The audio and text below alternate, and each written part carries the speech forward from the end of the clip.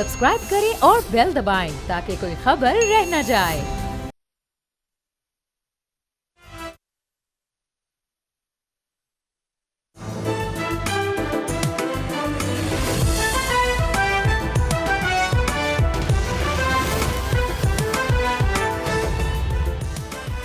नाज़रीन, you're watching debate with Nadia Mirza. नाज़रीन, आज के इस प्रोग्राम में अहाता करेंगे पाकिस्तान की सर तोड़ अमन की कोशिशों का।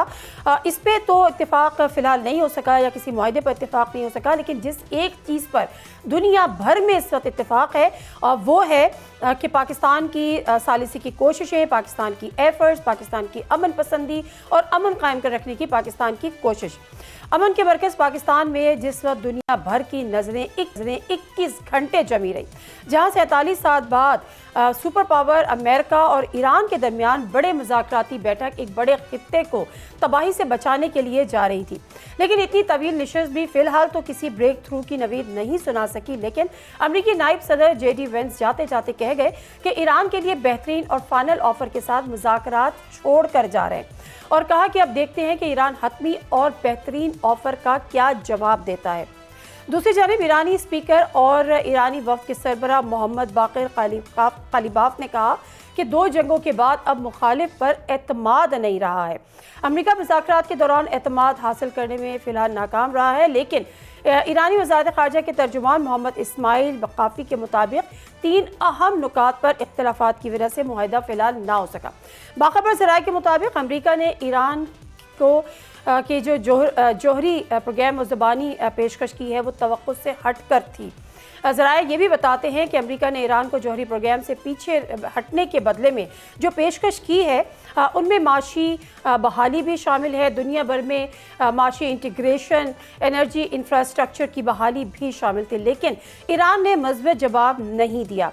अब असल झगड़ा जौहरी प्रोग्राम पर है, लेकिन सवाल यहाँ पर यह है कि क्या अमेरिका ईरान से जौहरी प्रोग्राम के हवाले से जो इस वक्त एक डिमांड कर रहा है वो क्या नई बात है, या ऐसा तो हरगिज़ नहीं है, क्योंकि माजी में हमने ईरान मुज़ाकरात की टेबल पर जो एटॉमिक इंटरनेशनल कमीशन के ज़रिए भी 2 टोक अंदाज में यकीन दिला चुके हैं कि ईरान जौहरी हथियार नहीं बनाएगा।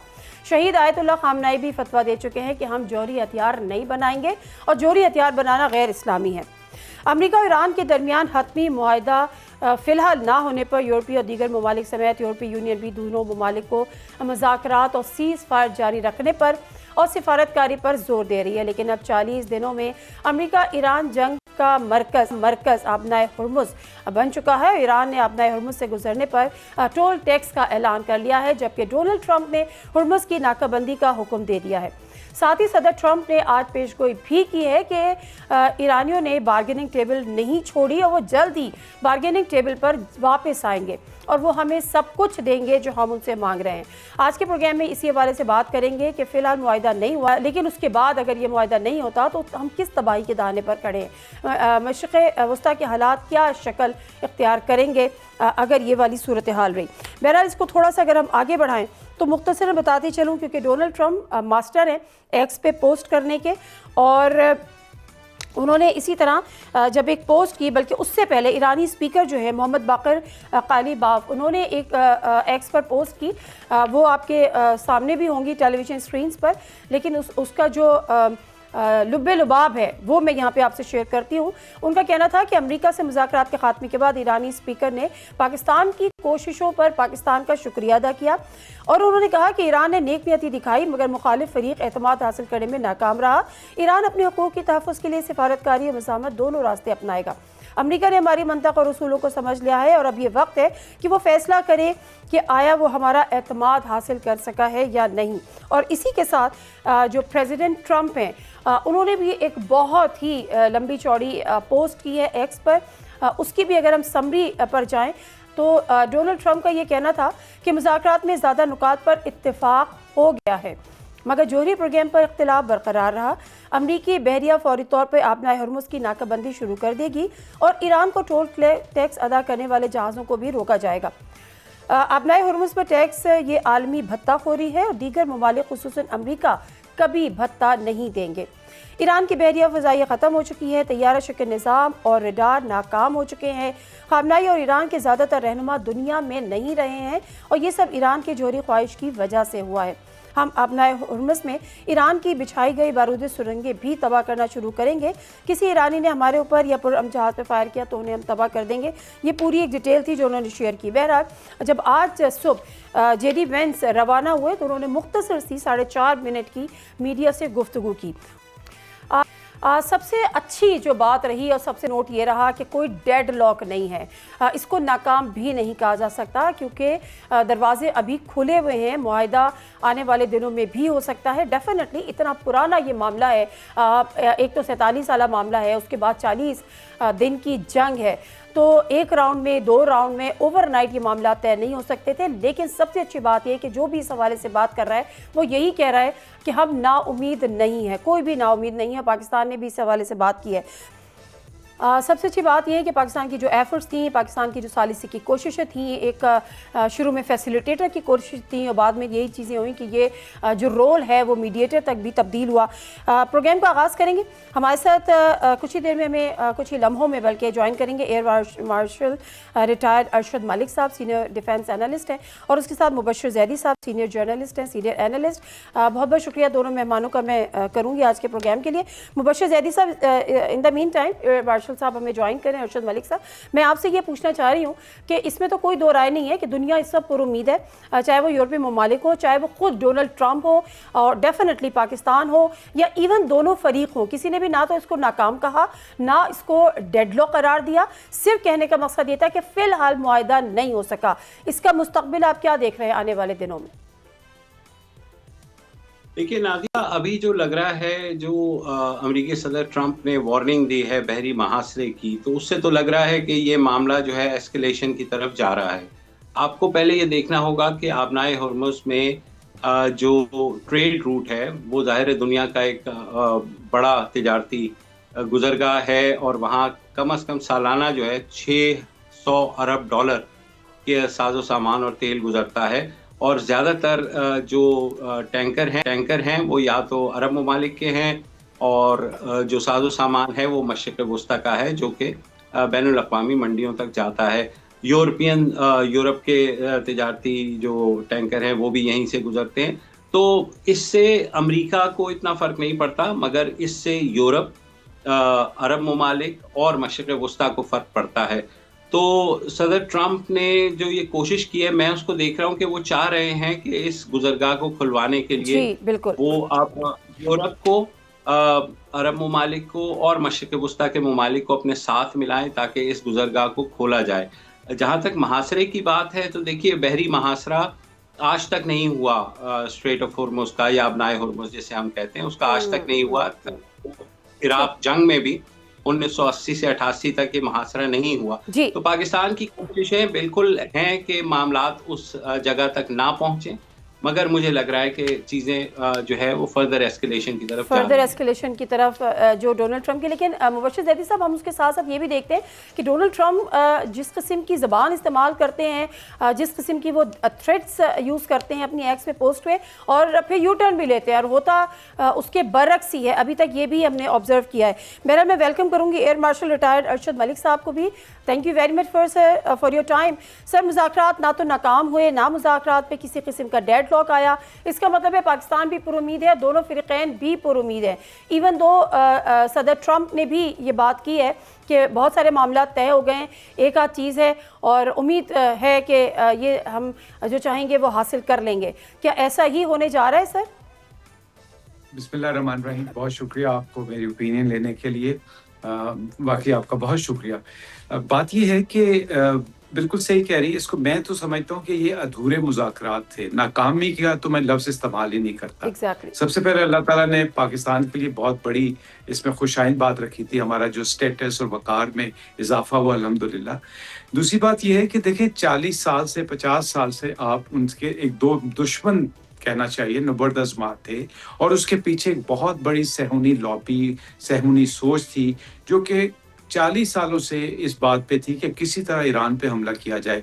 5 सदूर इसमें आए, आपने जॉन केरी की स्टेटमेंट सुनी होगी, 5 सदूर को उन्होंने कन्विंस करने की कोशिश की और आफ्टर ऑल एक अनप्रिडिक्टेबल एंड इम्बैलेंस किस्म का आदमी जिसका सदर मोहतरम है डोनाल्ड ट्रंप साहब, उन्होंने इस जाल में आ गए और उन्होंने ये एक इलीगल वॉर का स्टार्ट किया। तो सबसे पहले तो ये आप समझ लीजिए कि इस वॉर की कोई मंतक बनती नहीं थी। और अब जिस तरह आप कह रही हैं कि जो मैं देख रहा हूँ, देखें 2 हफ्ते की तो बिल्कुल थी जंग बंदी, ये 2 हफ्ते मेरे ख्याल में रहेंगे। इस दौरान में थोड़े बहुत दबाव तो आएंगे, लेकिन 2 दिनों के अंदर या 21 घंटे के अंदर किसी भी मुज़ाकरात का 2 इस तरह के दुश्मनों का, और फिर वो दुश्मन जो कि एक्चुअली एब्सेंट था फ्रॉम द मार्केट और फ्रॉम द नेगोशिएशंस, ऑल्दो उनके 2 रेप्स मौजूद थे, तो इसका नतीजा यही होना था कि टेक सम टाइम और गेन सम टाइम। तो जो अब बातें सामने आ रही हैं, डीजी वेनेस साहब की स्टेटमेंट है, जो ईरान की भी स्टेटमेंट है, वो यही है कि कुछ चीज़ों पे इत्तफाक है लेकिन कुछ चीज़ों पे इत्तफाक नहीं हुआ और नहीं होना था। वो रेड लाइंस है जिसका आपने ज़रूर जिक्र किया होगा, उन रेड लाइंस तक पहुंचने और उनको क्रॉस करने में कुछ वक्त लगेगा। सर मैं मुबश्शिर ज़ैदी साहब की तरफ जाऊंगी, लेकिन सिर्फ एक चीज़ मैं आपसे ये पूछना चाहूँगी, क्योंकि उससे जंग से कबल जब मुज़ाकरात हो रहे थे, जेनेवा में भी मुज़ाकरात हुए ईरान के और अमेरिका के, इनडायरेक्टली आप कह लें, लेकिन उसमें भी ईरान काफ़ी हद तक इस बात पे यूरेनियम की मिक़दार कम करने पे या उनकी एनरिचमेंट कम करने पर राज़ी हो गया था, लेकिन उसके बावजूद इस दौरान अमेरिका की तरफ से अटैक हुआ। तो जिस तरह से ये बात हो रही है कि कोई नई डिमांड तो अमेरिका ने नहीं की है, वही डिमांड ऑल्दो कि ठीक है उसको शायद डिच किया या उसको भरोसा नहीं रहा अमेरिका पर, मगर ये डिमांड तो बहुत पुरानी है और उस वक्त ईरान ने इस पर आमादगी का इजहार भी किया था। तो अब वो इससे पीछे, या अब उनके लिए बहुत ये मामला क्यों इतना संगीन हो गया है? मेरे ख्याल में 2-3 बातें इसमें याद रखिएगा कि एक तो ये है कि अमेरिका की रिलायबिलिटी और क्रेडिबिलिटी इस वक्त वो नहीं है जो किसी वक्त होती थी। अमेरिका एक बड़ा जिम्मेदार स्टेट बन सकते थे। दूसरा, मेरे ख्याल में डीजी वेंस के अलावा उनकी जो स्टेट्समैनशिप थी, मैं उस पर भी थोड़ा सा मुझे एतराज़ भी है और डाउट भी है। तीसरा, देखें ये रेड लाइंस आबनाए हुम्स वाली ईरान की है। ईरान की आबनाए हुम्स के अलावा दूसरी रेड लाइन ये है कि वो ये चाहते हैं कि हमारे ऊपर सैंक्शंस हटें और ये गारंटी दी जाए कि हमारे ऊपर अटैक नहीं होगा। अमेरिका ने फेस सेविंग के लिए, अपने ज़िक मचाने के लिए, शर्मिंदगी बचाने के लिए ऑफ रैंप ये वाला मनूवर किया कि आके मुज़ाकरात में बैठ गए, लेकिन अब इतनी जल्दी से वो नहीं अपनी मुतालबात पे भागेंगे। अगर आप याद करें तो पहले जो मुतालबा था वो ये था कि ये यूरेनियम हमारे हवाले किया जाए। अब ऑल टुगेदर जो डिफरेंट बात आ रही है, जो मेरे ज़हन में आ रही है, वो ये आ रही है कि आप ये वादा करें, गारंटी दें कि आप आइंदा से न्यूक्लियर हथियारों के ऊपर काम नहीं करेंगे। मेरे ख्याल में ये थोड़ा सा उन्होंने अपने मुतालबे को स्ट्रेच कर लिया है। अगर इसकी बीच की राह निकालते तो शायद हम सामने आगे बढ़ सकते हैं। बिल्कुल ठीक है। अच्छा मुबश्शिर ज़ैदी साहब, अब 2-3 चीज़ें हैं। एक तो यूरेनियम इनरिचमेंट की बात है, जिस तरह से अरशद मलिक साहब भी फरमा रहे हैं कि अब मुतालबा ये किया है कि आप इसको इस्तेमाल नहीं, और 10 साल तक के लिए भी उन्होंने शायद बात की है, उससे पहले शायद 7 साल के लिए बात हुई थी। एक तो ये वाला, दूसरा स्ट्रेट ऑफ हॉर्मुज़ वाला। अमेरिका पहले उसको जॉइंटली रन करना चाह रहा था और उसके बाद उसने कहा कि उस पर टैक्स किसी सूरत नहीं होगा। क्या इन 2 पॉइंट्स पर जिस पे फ़िलहाल मुज़ाकरात नहीं हो सके और सब पूरी उम्मीद है कि आगे हो जाएंगे, क्या ईरान कोई फ्लैक्सिबिलिटी शो करेगा इस जंग से बचने के लिए और अमन की तरफ आने के लिए? देखिए, ईरान ने फ्लेक्सिबिलिटी तो शो की थी। उन्होंने 40% तक जो एनरिच यूरेनियम है, उन्होंने उसको कहा था कि हम उसको तल्फ कर देते हैं। दूसरा ये भी देखना होगा कि ईरान एनपीटी साइन कर चुका है, नॉन प्रोलिफरेशन ट्रीटी, यानी वो एटम बम नहीं बनाना चाह रहा। उस बात पे उसने बैनुल अक़वामी मुआहदे पर दस्तखत किए। मगर अमेरिका का जो मौक़िफ़ है वो इतना सख्त है कि शायद वो किसी के लिए भी मानना मुमकिन नहीं होगा। तो ईरान ने जब टॉक्स हुई थी पाकिस्तान से पहले ओमान में भी, और जो पाकिस्तान में भी हुई, उन्होंने कहा कि जनाब हम आपको बार बार गारंटी दे रहे हैं कि हम बम नहीं बनाएंगे, और एनरिच यूरेनियम के जो 40% है उस पर भी हम राज़ी हैं कि उसको तल्फ कर लें। मगर अमेरिका ये चाहता है कि ईरान बिल्कुल हर तरह का जो एनरिच यूरेनियम है, या तो वो किसी और मुल्क में शिफ्ट कर दे, अमेरिका के कब्ज़े में दे दे, या उसको तल्फ कर दे। تو اس کے لیے ایران نہیں مان رہا. دوسرا جو اسرائیل اور امریکہ نے جنگ مسلط کی ہے ایران کے اوپر، آپ نے بھی دیکھا جیسے ایئر مارشل صاحب نے بھی کہا، یہ ایک اللیگل جنگ ہے، ایک غیر آئینی جنگ ہے، غیر قانونی جنگ ہے. تو اس میں ایران کا جو اتنا نقصان ہوا ہے وہ کون پورا کرے گا؟ امریکہ نے اسرائیل کے کہنے کے اوپر جس طرح بمباری کی ہے، ہم نے دیکھا وہ جو اسکول کے اوپر بھی انہوں نے دوسرے دن ہی حملہ کیا جس میں تقریباً 160 بچیاں شہید ہوئیں. تو ایران پھر بھی مذاکرات میں بیٹھا، اس نے اپنی چیزیں سامنے رکھیں، مگر امریکہ کا مسئلہ یہ ہے کہ امریکہ اس وقت یرغمال ہے اسرائیل کے ہاتھوں.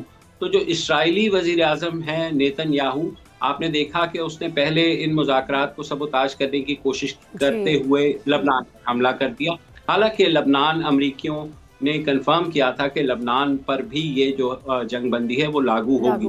تو اسرائیل اس وقت بالکل نہیں چاہے گا کہ امریکہ اور ایران کے درمیان کسی بھی قسم کی کوئی مفاہمت ہو. پاکستان نے بھی جانتے ہوئے بھی بھرپور کوشش کی، اور اتنی بڑی کوشش شاید آج تک تاریخ میں نہیں ہوئی ہوگی کہ 47 سال سے جو دونوں ایسے ملک جن کے درمیان شدید مخاصمت تھی، وہ پاکستان کے کہنے کے اوپر ایک جگہ ایک تو 47 سال کا بیگیج مبشر زیدی کے بعد 40 دن کی جنگ، تو یہ آسان نہیں تھا کہ ایک ٹیبل پر دونوں کو بٹھا دینا اور ان کا جو ہے وہ فیس ٹو فیس ایک دوسرے سے بات کرنا. میں بریک لوں گی اور بریک سے واپس آؤں گی تو ذرا اسرائیل کے رول پر بات کریں گے. سیز فائر کے دوران بھی اسرائیل حملے کرتا رہا. جب مذاکرات کی بات ہوئی تو اس نے لیبنان کو نشانہ بنایا. اس کے بعد CNN نے رپورٹ کیا کہ ایک ہارڈ ٹاک ہوئی ہے between Donald Trump and Nitin Yahoo. Proven spoiler کے طور پر سامنے آیا ہے. اور اگر یہ جو ڈونلڈ ٹرمپ ہے وہ کتنا اعتماد حاصل کر پائیں گے اگر یہ مذاکرات ہو گئے ہیں، اس کے بعد معاہدہ ہوتا ہے، یہ معاملات کتنے آگے بڑھتے ہیں. بریک لیتے ہیں، واپس آتے ہیں. اسٹے ود اس.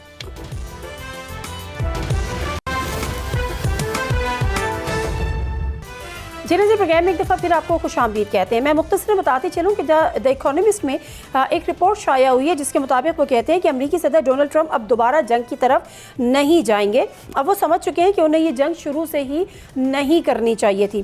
نئی جنگ منڈیوں میں خوف و راز پیدا کرے گی اور سنہری دور کے دعوے کے بعد وہ خود کو مضحکہ خیز بنا سکتے ہیں. ٹرمپ کے 3 بڑے مقاصد: مشرق وسطیٰ کو زیادہ محفوظ اور خوشحال بنانا، ایرانی حکومت کا خاتمہ، ایران کو مستقل طور پر جوہری طاقت بننے سے روکنا، کسی حد تک پورے نہیں ہو سکے سو فار. اچھا ارشد ملک صاحب، ایک بات بڑی امپورٹنٹ ہے، وہ یہ ہے کہ جس وقت پوری دنیا متعارف تھی پاکستان کی کوششوں کی اور پر امید بھی تھی، دنیا بھر سے چاہے وہ یورپ ہو، چائنا ہو، رشیا ہو، عرب ممالک ہو، دیگر ممالک ہو، خلیجی ممالک ہو، پاکستان کے ساتھ رابطہ ہو رہا تھا. پرائم منسٹر ان کے ساتھ مستقل رابطے میں تھے اور ہر کوئی ان کی حمایت کا اور اعتماد کا یقین دلا رہا تھا.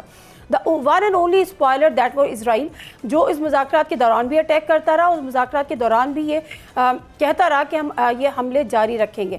ایک ہارڈ ٹاک کوئی ایکسچینج ہوئی between Donald Trump and Nitin Yahoo. یہ جو مذاکرات جس پہ امریکہ نے کہا کہ کئی چیزوں پہ اتفاق ہو گیا ہے، کیا نیتن یاہو کو بھی اعتماد میں لیا گیا ہے یا مذاکرات کی کامیابی میں یا کوئی معاہدہ ہونے کی صورت میں ان کو ہینڈل کر لیا جائے گا امریکہ کی جانب سے؟ میں آپ کی اجازت اگر آپ دیں، بڑے احترام کے ساتھ میں آپ سے تھوڑا سا اختلاف کرنا چاہوں گا. آپ سے نہیں بلکہ وہ جو رپورٹ آئی ہے اس سے اختلاف کرنا چاہوں گا. پہلے تو یہ اسٹیبلش کر لیجئے کہ ڈونلڈ ٹرمپ کی سمجھ میں کچھ نہیں آئے گا. اگر ان کی سمجھ اتنی اچھی ہوتی، اگر وہ اتنے قابل اعتماد اور اتنے ریلائبل یا اتنے پریڈکٹیبل ہوتے تو کون سا شخص تھا جس نے ان کو یہ نہیں کہا کہ یہ جنگ جس کی آپ ابتدا کرنے جا رہے ہیں، جیسے مبشر زیدی صاحب نے بھی فرمایا، انلیگل ہے، منطقی نہیں ہے. تو میرے خیال میں یہ جو رپورٹ آپ نے پڑھی، اس پہ میں تو اعتبار نہیں کرتا. ڈونلڈ ٹرمپ کچھ بھی کر سکتے ہیں. دوسری بیٹا، میں ایک اور بات آپ کی اجازت سے کہنا چاہوں گا کہ اسرائیل وہ بے لگام گھوڑا ہے، وہ اتھرا ہاتھی ہے جس کا ایک ہی مقصد ہے کہ کسی طرح خلیج میں افراتفری ہو، کسی طرح خلیج میں مسلمانوں کو منقسم کیا جائے اور کسی طرح ہر وہ طاقت جو اس کے لیے خطرہ بن سکتی ہے اس کو زائل کیا جائے. اور بدقسمتی سے بیٹا ہمیں یہ بھی تسلیم کرنا پڑے گا کہ ایک آدھ خلیجی ملک ایسا بھی ہے جو اس کی آماجگاہ بن کے اس کی پراکسی بننے کی کوشش کر رہا ہے، جس کو اس کو بہت جلد احساس ہو جانا چاہیے.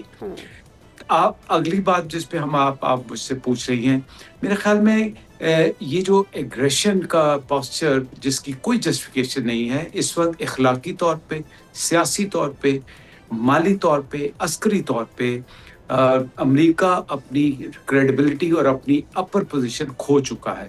اور یہ عالمی رائے کے مطابق میری اسیسمنٹ نہیں، پوری عالمی رائے، اور جو لاجیکل لوگ ہیں امریکہ میں وہ سب یہ ریئلائز کر رہے ہیں کہ ایران نے کسی نہ کسی طرح اپنا اپر ہینڈ گین کر لیا ہے، اخلاقی طور پہ بھی. اور دیکھیں ہار کیا ہوتی ہے، اگر آپ دباؤ میں رہ کر بھی سروائیو کر جائیں تو میرے خیال میں یہ آپ کی جیت ہے. اور اگر آپ جیت نہ سکیں، ہار بھی نہ جائیں، لیکن امریکہ کی تو یہ ہار ہے، اسی نے تو اس کو ٹیبل پہ لے کے آیا ہے. تو میرے خیال میں ڈونلڈ ٹرمپ صاحب انپریڈکٹیبل ہیں، وہ کوئی نہ کوئی ایسی غلطی پھر کریں گے اور جو کہ خطے کے لیے نہیں بلکہ دنیا کے لیے پریشانی کا باعث. ٹرو ٹھیک ہے سر. اچھا مبشر زیدی صاحب، اب جو یہ مذاکرات ہوئے، جس طرح سے میں بات کر رہی ہوں کہ دنیا تو اس کی متعارف ہوئی، آلدو کسی منطقی انجام پہ نہیں پہنچ سکے، اور شاید اب لوگ یہ کہہ رہے ہیں کہ اتنا آسان تھا بھی نہیں. ایک تو 47 سال کا بیگیج ہے، لیکن یہ بڑی اچیومنٹ ہے کہ 1979 کے بعد کم از کم دونوں ایک ٹیبل پر بیٹھے، اور یہ اچیومنٹ بھی، یہ کریڈٹ بھی پاکستان کو جاتا ہے. پاکستان نے کہا کہ ہم یہ کوششیں اب جاری رکھیں گے.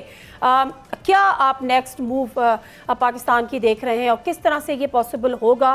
کیا دوبارہ ان لوگوں میں کوئی back door channels, direct indirect negotiations further continue ہو سکیں گی؟ دیکھیے، پاکستان نے جو ایک بڑا کام کیا ہے نا، جب یہ دونوں بیٹھے ہیں تو ظاہر ہے جو ایک بنیادی مذاکرات ہیں وہ تو ہوئے ہی، جن 10 پوائنٹس کی ہم بات کر رہے ہیں یا امریکہ کے 15 پوائنٹس کی. اس کے علاوہ ٹیکنیکل جو کمیٹیز ہیں ان کے ڈرافٹ بھی ایکسچینج ہوئے ہیں. تو اب کم از کم دونوں سائڈس کو یہ ضرور پتا ہے کہ کہاں پر کس کو کیا چاہیے. تو ایک وہ انڈرسٹینڈنگ پاکستان نے یہ کام ضرور کر دیا ہے کہ ایران اور امریکہ کو اب ایگزیکٹلی پتا ہے کہ کیا چیزیں ہیں جن کے اوپر بات چیت کرنی ہے اور کیا چیزیں ہیں جن پر ہم ایگری کر سکتے ہیں. تو بات اس کا مطلب ہے کہ آگے کی طرف بڑھائی ہے، پاکستان کے توسط سے بڑھی ہے، کیونکہ جب پاکستان نے مذاکرات کیے تو پوری دنیا پاکستان کے پیچھے کھڑی ہوئی تھی، کیونکہ یہ جو قضیہ ہے یا یہ جو جنگ ہے، اس سے صرف پاکستان متاثر نہیں ہو رہا، اس سے پوری دنیا متاثر ہو رہی ہے. اور جیسے میں نے پہلے بھی کہا کہ یہ جو تجارتی گزرگاہ ہے، یہ تقریباً 20% دنیا کی تجارت تیل اور 10% جو ہے وہ مائع قدرتی گیس یا LNG جو ہے اس کی گزرگاہ ہے. تو اگر یہاں پر کسی بھی قسم کا محاصرہ ہو جاتا ہے یا یہاں پر مسئلہ ہوتا ہے تو بہت زیادہ افیکٹ ہوگا، دنیا بھر کی معیشتیں اس سے متاثر ہوں گی، اور جو تیل کی پرائسز ہیں، جو قیمتیں ہیں، وہ نیچے نہیں آئیں گی بلکہ اوپر ہی جائیں گی. تو آپ نے دیکھا کہ انفرادی طور پر ساؤتھ کوریا نے، جاپان نے خود ایران کو اپروچ کیا ہے.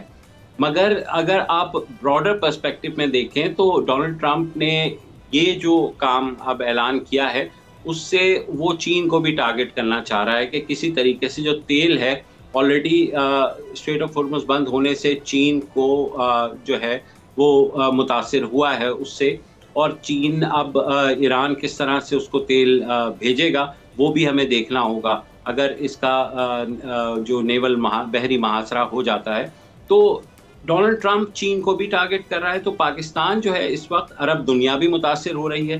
تو پاکستان کی کوشش ان سارے مذاکرات میں یہ تھی کہ جو عالمی سطح پر کم سے کم نقصان ہو اور دونوں فریقین کہیں نہ کہیں آ کر کے ایگری کریں اور بات آگے بڑھے. مگر اسرائیل جو ہے اس کی پوری یہ کوشش ہے کہ وہ کسی بھی طریقے سے ایسی کسی بھی کوشش کو ٹارپیڈو کر دے. دوسرا، امریکہ کا اس تجارتی گزرگاہ میں جو انٹرسٹ ہے وہ بہت کم ہے. تو کیونکہ اس نے وینزویلا سے جو تیل ہے وہ آپ نے دیکھا کہ وینزویلا میں جو کچھ ہوا، اس کے بعد وہاں سے انہوں نے تیل کی سپلائی بھی شروع کر دی امریکہ کے لیے. تو اس وقت اس گزرگاہ سے جو متاثر ہوں گے وہ یورپ ہے، خلیجی ممالک ہیں، اور جو فار ایسٹ ٹھیک ایشیا ہے ٹھیک وہاں کے ممالک وہ سر اس وقت ٹھیک سوری جی سر بریک لینا ہے بار بار مجھے کہا جا رہا ہے اور بریک سے واپس آئیں گے آپ کی اس بات کو بھی ہم کنٹینیو کریں گے اور اس کے ساتھ ساتھ ذرا بات کریں گے اب آنے والے وقت میں پاکستان کے رول پر اگر امید تو یہی ہے کہ یہ معاہدہ ہو جائے گا لیکن اس کے آگے اس حد تک کامیابی اگر نہیں ملتی تو اس کے اثرات کیا ہوں گے پاکستان نے ایک نیوٹرل رہ کے اپنا ایک رول پلے کیا ہے لیکن کیا آنے والے وقت میں پاکستان یہ نیوٹرلٹی کو سسٹین کر پائے گا بریک لیتے ہیں واپس آتے ہیں اسٹے ود اس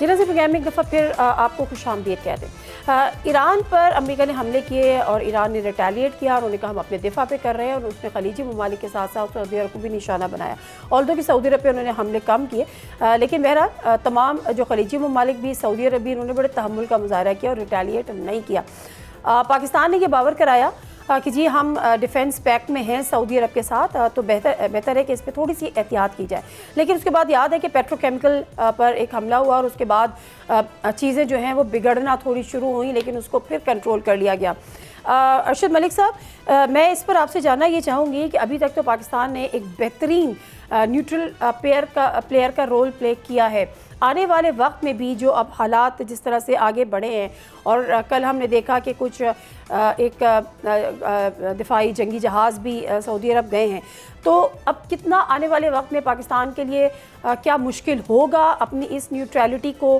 ریٹین کرنا سسٹین کرنا میرے خیال میں 2-3 چیزیں اس جنگ میں بڑی واضح کر دی ایک تو سب سے پہلی بات یہ ہے کہ الحمدللہ ایک سنی شیعہ کا جو ایک کانسیپٹ تھا وہ کافی حد تک ریڈیوس ہو گیا دوسرا خلیج کے ملکوں میں بھی ہمیں بالکل برملا کہنا چاہیے کہ پاکستان کے مفاد میں ایک خاص ملک نے اپنی اچھی چیزیں ہمارے ساتھ نہیں کی جس کا ہمیں احساس رہے گا اور ہم نے اس ملک کے لیے بہت قربانیاں دی اب جو اصل بات ہے جو کہ بڑی نازک صورتحال ہے وہ یہ ہے کہ الحمدللہ پاکستان کی لیڈرشپ نے نہایت تدبر اور بصیرت کے ساتھ ڈپلومیٹیکلی اور جذباتی میں نہیں گئے بلکہ ایک مدبر قوم اور مضبوط اور توازن ریاست کے حیثیت سے اپنا رول ادا کیا اس کے باوجود دیکھیں ہمارے سعودی عرب کے ساتھ بہت دیرینہ تعلقات ہیں بہت مضبوط تعلقات ہیں جو صرف جذبات پہ نہیں بلکہ باہمی روابط جو ہیں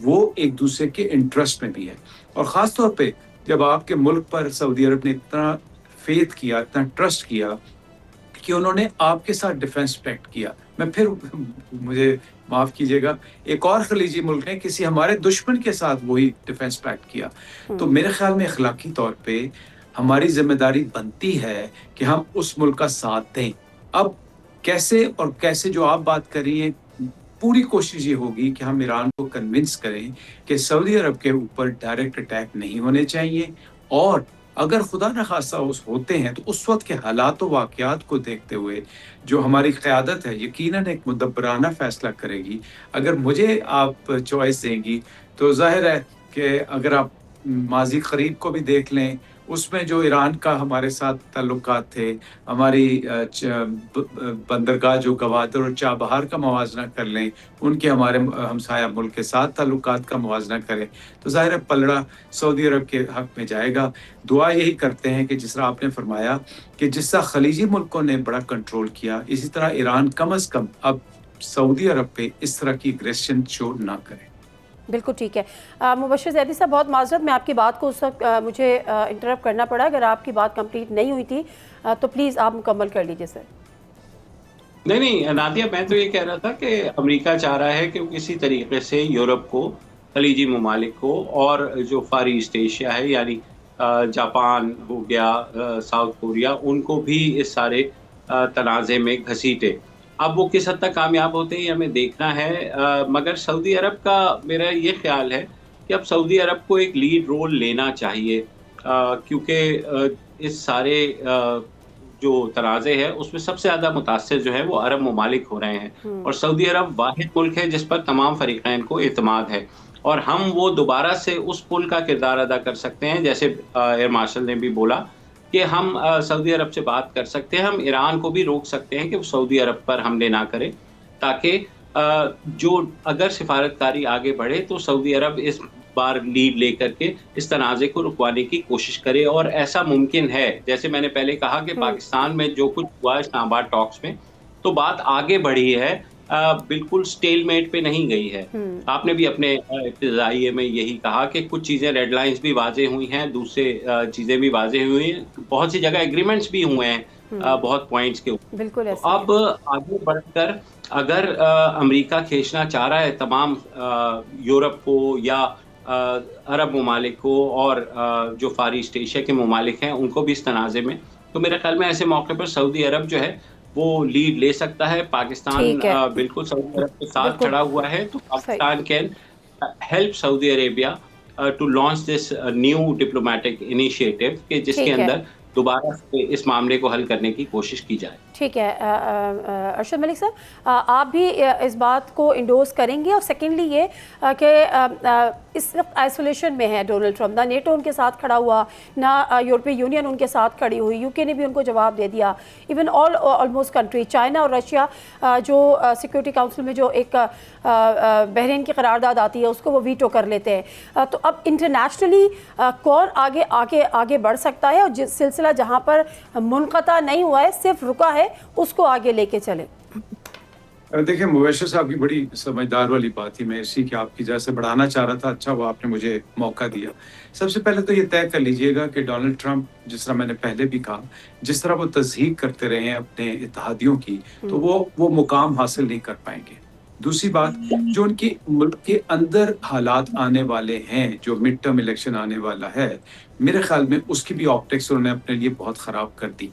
तीसरी बात मैं ये ज़रूर कहना चाहूँगा कि पीट हेग्सेट, स्टॉफ, जेरेड कुश्नर, ये वो लोग हैं जो सहूनी सोच के अलंबरदार हैं, और ये वो लोग हैं जो अमन के दुश्मन हैं। और अगर आप पीट हेग्सेट को फॉलो कर रही हो, तो उन्होंने जो स्टेटमेंट्स दी थी, जिसमें काइंड ऑफ वॉर क्रिमिनल्स की स्टेटमेंट थी कि हम अपने हाथ नहीं बांधेंगे, हम अपने फौजियों के हाथ नहीं बांधेंगे। उनकी फिर एक और स्टेटमेंट आई कि will give them no quarters. That means ये वो स्टेटमेंट्स हैं जो कि इंटरनेशनल क्रिमिनल लॉ के अंदर आ जाती हैं। सो डोनाल्ड ट्रंप के सामने बहुत मुश्किल सूरत-ए-हाल है। दूसरी बात जो आपने फरमाई, ये बहुत इंपॉर्टेंट पॉइंट है, मुबश्शिर साहब ने बड़ा अच्छा इसको हाईलाइट किया। देखिए, जो इलाकाई तनाज़ात थे ना, और जो जुग्राफियाई हालात थे, अब उसका नक्शा बदल गया है। हर खलीजी मुल्क को ज़रूर ये एहसास होगा कि जिनको हमने पासमान बनाया हुआ था, वो तो पासमान ना निकले बल्कि लायबिलिटी निकले। और फिर बहुत रिपोर्ट्स आपने सुनी होंगी, देखी होंगी कि जो मिसाइल फायर हो रहे थे, वो मिसाइल को डिफेंड करने के लिए अमेरिकन वो सपोर्ट नहीं दे पाए जिसको वो इजराइल को दे रहे हैं। एग्जैक्टली। तो इन लोगों को ये सोचना पड़ेगा। बहुत अच्छी बात की आपने। देखिए, सऊदी अरब का एक तनाज़ा बहुत अरसे से है, वेदर वी एक्सेप्ट इट और नॉट। ईरान के साथ उसके ताल्लुकात अच्छे नहीं थे, लेकिन आप याद कीजिएगा कि पाकिस्तान ने ही उनके अंदर पैचअप कराया और वो क्लोज आए। मुझे बड़ी मजबूत इत्तला है, मुझे बताया गया था कि एक वक्त ऐसा आ गया था कि एक सफ़ीर भी तैनात हो चुके थे जो सऊदी अरब से ईरान जा रहे थे। अब उस गैप को कम किया जा सकता है, ख़ास तौर पे ऐसे मौके पे जबकि हमारे कोर कमांडर कॉन्फ्रेंस में भी कहा गया कि हम सऊदी अरब की हिमायत जारी रखेंगे। सर की जो बात है मैं उसको आगे बढ़ाऊंगा कि लीड रोल शायद ना ले सके, लेकिन एक सॉफ्टन जरूर कर दे ताकि इस खित्ते में ईरान की भी हैसियत। Thank you very much Arshad साहब, अरशद मलिक साहब, और उसके साथ साथ मुबश्शिर ज़ैदी साहब का भी। और बड़ी एक अच्छी गुफ्तगू रही, दोनों का अपना एक एनालिसिस था। और सच्ची बात तो ये है, और आखिरी बात ये है कि उम्मीद का दामन हम हरगिज़ हाथ से नहीं छोड़े, क्योंकि मुनक़ता हुए ज़रूर हैं, एक छोटा सा ब्रेक ज़रूर लगाए, लेकिन ना तो नाकाम है और ना इस पर कोई ये बात कह रहा है कि किसी किस्म का डेड लॉक है। तो आने वाले दिनों में इंशाल्लाह बेहतरी होगी। प्रोग्राम से दीजिए नादिया मिर्ज़ा को इजाज़त। अल्लाह हाफ़िज़।